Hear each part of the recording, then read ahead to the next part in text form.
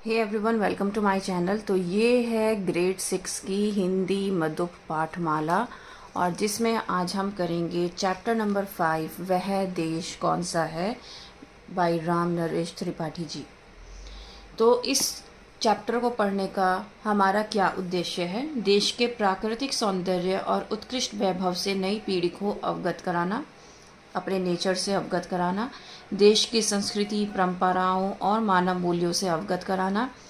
देश, क्योंकि आजकल के लोग आप देख रहे हो कि वो वेस्टर्न कल्चर को ज़्यादा मान रहे हैं, तो ये कविता रखने का उद्देश्य ये है कि वो अपनी पीढ़ी को, अपनी जो आज के जनरेशन है उसको अपने संस्कृति के बारे में, परंपराओं के बारे में बताना, अपनी सांस्कृतिक विरासत के संरक्षण हेतु प्रेरित करना कि आपको अपनी संस्कृति को कैसे बचा कर रखना है फ्यूचर में, अपने बच्चों के लिए, आने वाली जनरेशन के लिए।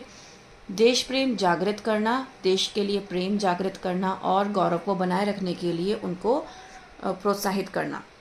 रामायण के विभिन्न पात्रों के माध्यम से पारिवारिक आदर्शों को महत्ता से परिचित कराना, कि रामायण का एग्जाम्पल देकर कि पारिवारिक आदर्श क्या होते हैं, परिवार के आदर्श क्या होते हैं, उनको उनसे परिचित कराना।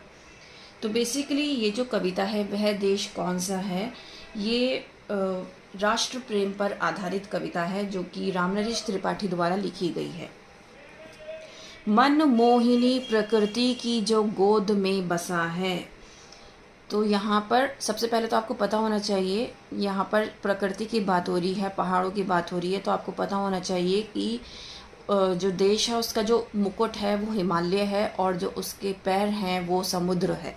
ठीक है, तो मन मोहिनी प्रकृति की जो गोद में बसा है, मतलब वह देश जो सुंदर और मन को लुभाने वाली जो प्रकृति है। मन को लुभाने वाली प्रकृति कैसी है? झरने हैं, नदियां हैं, पहाड़े हैं, पेड़ हैं, चारों तरफ हमारा देश उसी से घिरा हुआ है, प्रकृति से घिरा हुआ है। तो इसीलिए प्रकृति की गोद बोला गया है, क्योंकि चारों तरफ हरियाली ही हरियाली है। तो ऐसा कौन सा देश है जो प्रकृति की गोद में बसा है, चारों तरफ हरियाली है और बीच में हम रह रहे हैं?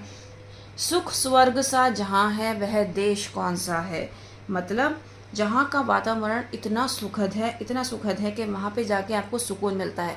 ये आपने भी नोटिस किया होगा कि जब आप नेचर में जाते हैं, ग्रीनरी में जाते हैं, तो आपको एक अलग ही सुकून महसूस होता है ना। तो ये एक ऐसा स्वर्ग है धरती पर, ग्रीनरी, जो कि कहीं आपको मिल नहीं सकती, राइट। तो इसी को स्वर्ग कहा गया है धरती का। ठीक है, जिसके चरण निरंतर रत्नेश धो रहा है। तो मैंने अभी आपको बताया था, चरण मतलब यहाँ पर आपके जो समुद्र है वो क्या है, आपके पैरों को धो रहा है, रत्नेश धो रहा है।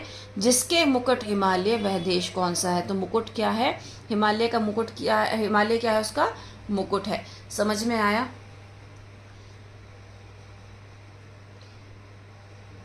जिसके मुकुट हिमालय, वह देश धो रहा, वह देश कौन सा है? तो बेसिकली जो हमारे हिमालय हैं, हमारे जो इंडिया में हिमालय हैं, वो हमारी शोभा के प्रतीक हैं और हमारे रक्षा के प्रतीक हैं।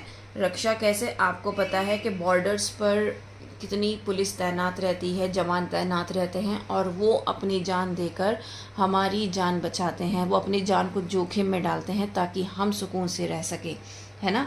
तो इस तरीके से हिमालय क्या कर रहा है? हिमालय हमारे देश की शोभा को बढ़ा रहा है और हमारी रक्षा भी कर रहा है।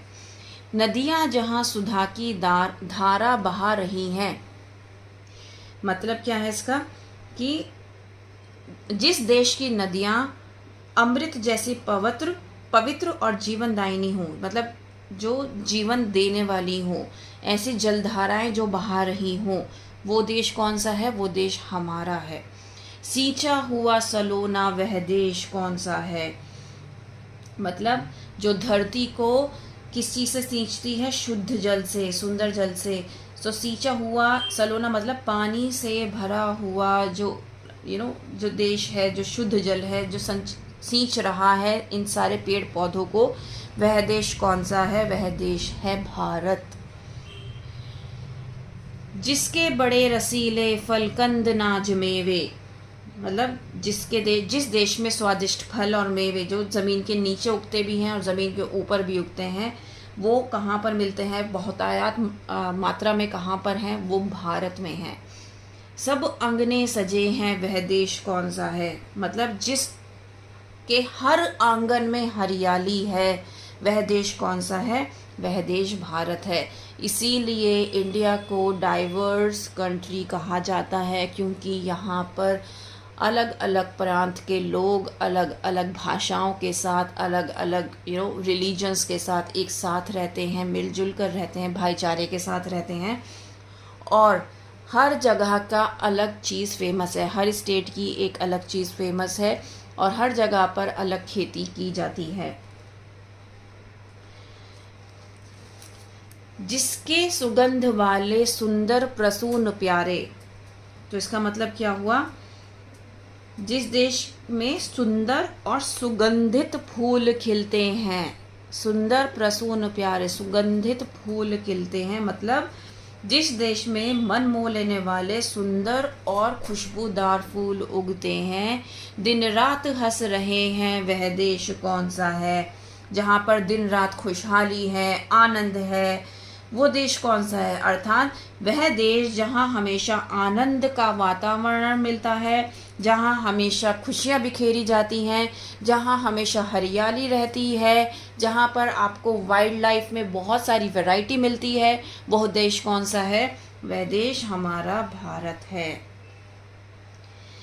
मैदान गिरी वनों में हरियालियाँ लहकती, तो इसका मतलब क्या है कि जिस देश के मैदानों में, पहाड़ और जंगलों में हरियाली जो है वो लहराती हैं, अर्थात वह देश जहाँ प्रकृति की सुंदरता हर कोने में बसी है, खेत हैं, पहाड़ हैं, जंगल हैं, सभी कुछ हरा भरा है।